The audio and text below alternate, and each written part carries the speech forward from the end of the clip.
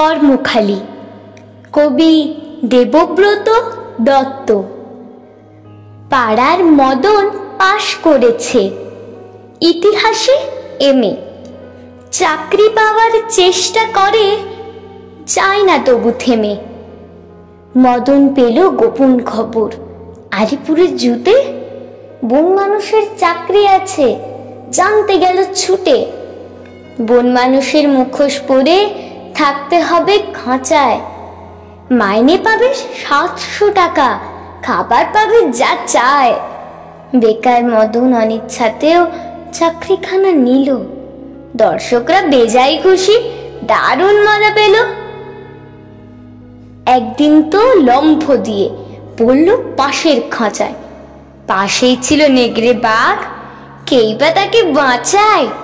হালুম করে বাঘ বাবাজি যেই তুলেছে থাবা, বন মানুষ চেঁচায় বিষ, মরে গেলুম বাবা। বাঘটা তখন বলল কানে, উঠছ কেন ঘেমে? আমিও ভাই তোমার মতন ইতিহাসে এমএ। নমস্কার।